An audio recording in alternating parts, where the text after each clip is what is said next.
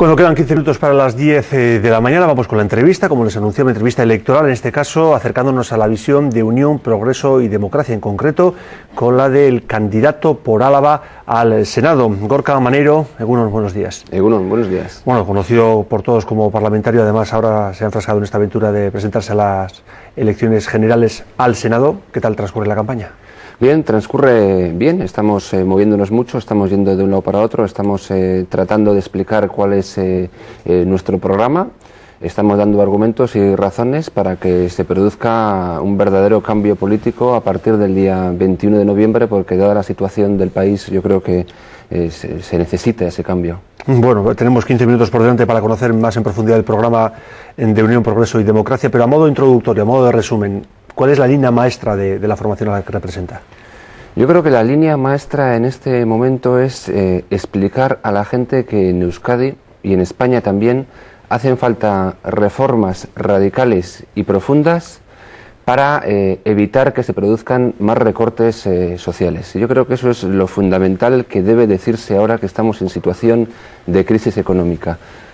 Hemos vivido unos años de auténtico desastre y desgobierno por parte del Partido Socialista, de este gobierno, que ha sido incapaz de modernizar el conjunto del país, que no ha hecho más que impulsar recortes en los últimos tiempos, en todos los ámbitos, y ante eso el Partido Popular se nos presenta como un partido que parece que no tiene programa, más allá de insistir en un asunto único, que es el de bajar impuestos. Y ante eso nosotros lo que tenemos que decir es que hay que plantear reformas radicales y profundas para evitar recortes sociales. Es decir, hay que plantear esas reformas que el PP-PSOE no está dispuesto a aplicar, porque les perjudicaría directamente a ellos como partido. Sí, a la vista está que el asunto económico está marcando la campaña electoral. También su primera intervención destaca especialmente lo que habría que hacer en materia económica. Me gustaría que ahondásemos un poquito más en esta cuestión. Tenemos una situación económica obviamente conocida por todos desastrosa. En el conjunto del Estado, 5 millones de parados, según la encuesta de la población activa. ¿Qué propone UPyD? Pues proponemos lo que venimos diciendo en los últimos tiempos y desde nuestra fundación, que hace falta modernizar el conjunto del país, que hace falta modernizar España y que para eso hace falta una modificación en la estructura del Estado. Hay que reformar el Estado autonómico. Tenemos un estudio realizado donde se explica pormenorizadamente este cambio en la estructura del Estado y que nos llevaría a ahorrar más de 26.000 millones de euros al año. Además de eso, hay que eliminar las diputaciones. Ahora parece ser que Rubalcaba dice que sí, que hay que eliminar las diputaciones cuando lleva votando en contra de esto largos meses. Hay que unificar municipios, como han hecho otros países en Europa, y hay que acabar con esa multitud, o buena parte de ellos, esa multitud de organismos, entes, fundaciones, empresas públicas y semipúblicas, por donde se nos van ingentes cantidades de dinero. Todo eso hay que hacer para que el país sea viable. Ahí nos ahorraríamos gran cantidad de gasto superfluo y con ese dinero obviamente se podría incentivar la actividad económica, ayudar a las empresas, etcétera. Y luego también podemos hablar de la fiscalidad, que también necesita una reforma radical. Un par de cuestiones al hilo de lo que destacaba, lo de la supresión de las diputaciones forales. ¿Diputaciones también incluirían las de la Comunidad Autónoma Vasca o por su característica especial estaría fuera de lo que propone UPyD? Bueno, la característica fundamental de las diputaciones forales es que hay quien les tiene un miedo reverencial, ¿no? Los foralistas y los conservadores de la izquierda. Esa es la realidad. Si pensamos que lo mejor para servir a los ciudadanos es que haya una estructura razonable, pues aquí lógicamente está perfectamente argumentado que deben eliminarse estas diputaciones forales. Por decir claro, no tiene sentido que un territorio, o un país, una comunidad de 2 millones de habitantes, como es Euskadi, tenga nada menos que 4 parlamentos, que tenga 3 haciendas forales al margen del control del Parlamento Vasco y que luego tenga que habilitar un órgano de coordinación tributaria para poder coordinar esas políticas fiscales. Y más de 250 municipios. Todo esto es absurdo, todo esto hay que hacerlo más razonable. Ya el estudio que encargó el Parlamento Vasco al Gobierno así lo dice, ¿no? Hay una cantidad de gasto superfluo, de ineficiencias, de duplicidades que hay que corregir. ¿La unión de los pueblos a partir de un determinado número de habitantes, cómo lo propondrían?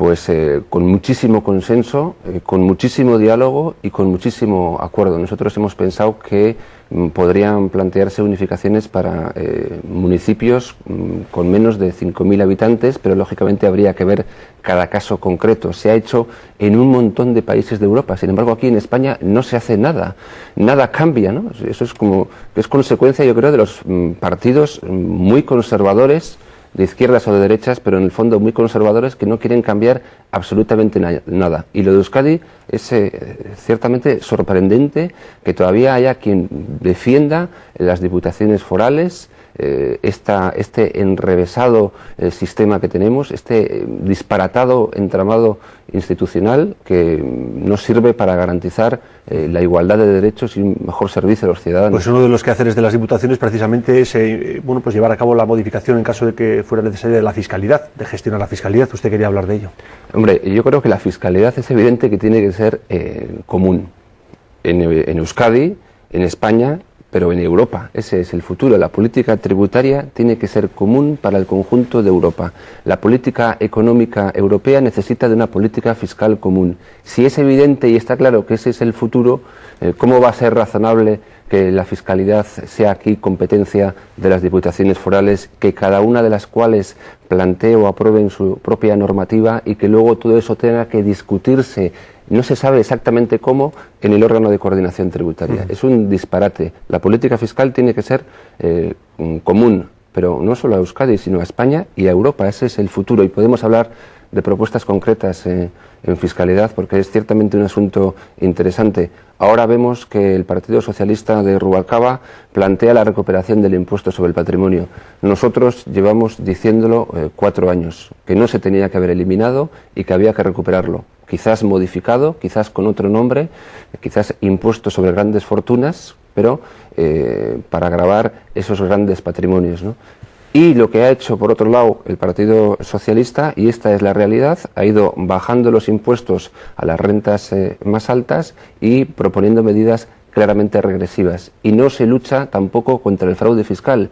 Hay una cosa ciertamente sorprendente. En Euskadi, 30 años después, no tenemos un plan conjunto de lucha contra el fraude fiscal, porque cuando se ha intentado plantear en ese famoso órgano de coordinación tributaria, resulta que aparece el diputado general de turno diciendo que eso es competencia suya.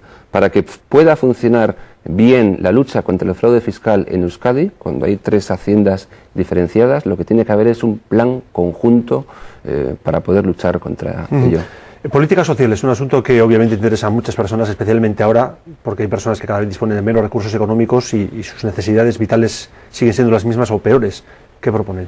Pues proponemos todo lo que he venido diciendo antes: reformar la estructura del Estado, eliminar gasto superfluo, modificar la fiscalidad para a partir de ahí tener recursos suficientes para ni tocar, salvo para mejorar, todo lo relacionado con la educación, con la sanidad y con el gasto social. Sí, quería preguntar porque siguiendo la campaña parece bastante claro que UPyD pone el acento en el hecho de la necesidad de devolver competencias como educación y como sanidad al gobierno central en este caso, para una mejor gestión en opinión de su partido.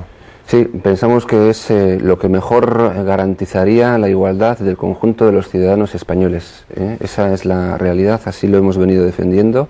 La gestión seguiría estando en las diferentes comunidades autónomas, ahí habría un gran trabajo que realizar por parte de los gobiernos, pero pensamos que si estas competencias residen en el gobierno central, se garantizaría una mayor igualdad, y al fin y al cabo eso es lo que nos caracteriza a UPyD, defender la igualdad de todos los ciudadanos.